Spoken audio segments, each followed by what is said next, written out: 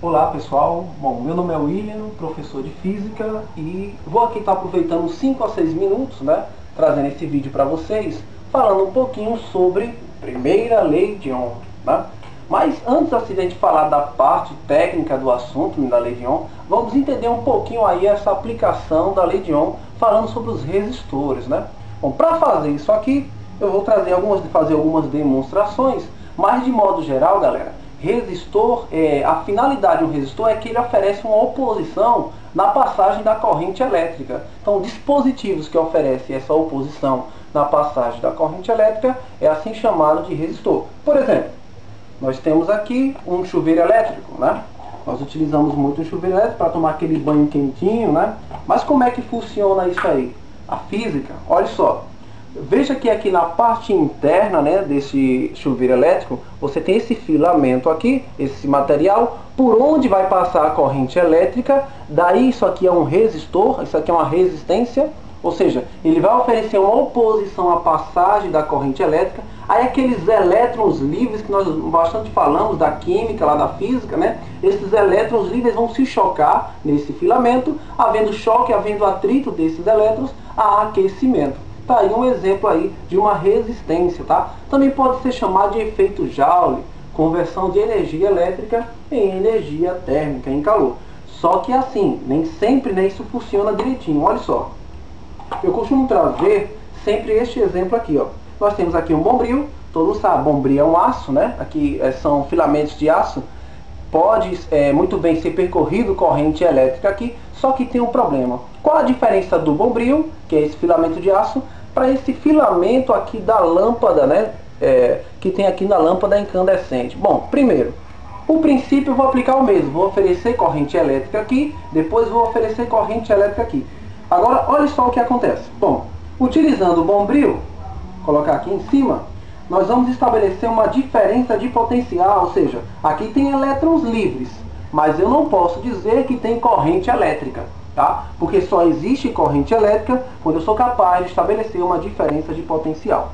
Então veja, ó, coloquei um polo aqui ligado no bombril, vou estabelecer uma diferença de potencial, aproximadamente aqui 6 volts. Olha o que acontece.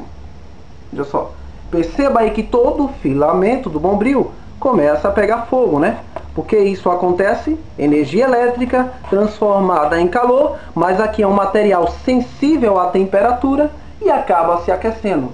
Claro, né, que a nossa lâmpada não é feita assim.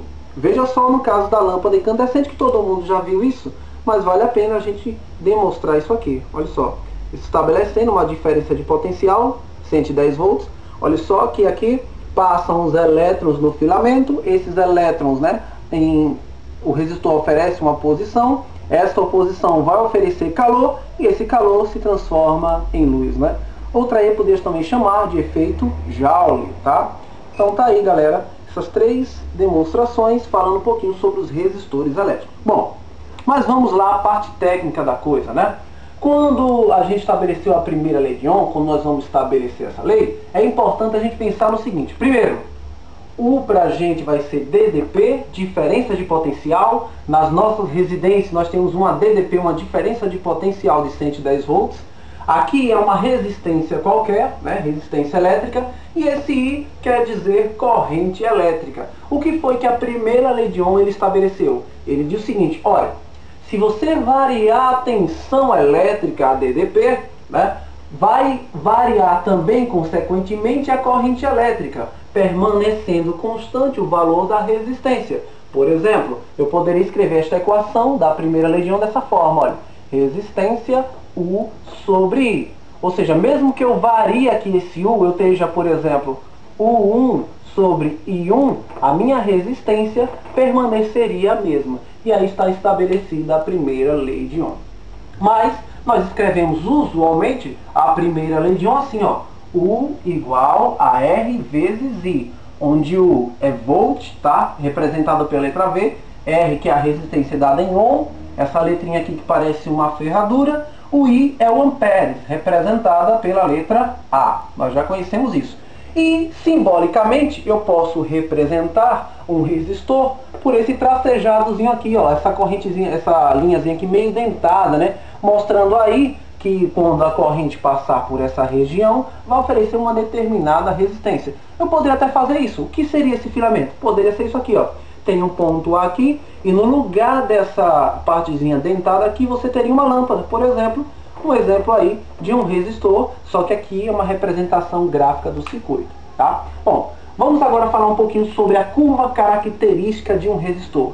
Se eu sei que variando a diferença de potencial, olha aqui, ó, no eixo das ordenadas, né, eu vario a corrente elétrica aqui no eixo das abscissas. Veja só, quando minha DDP é 1, eu tenho uma corrente 1.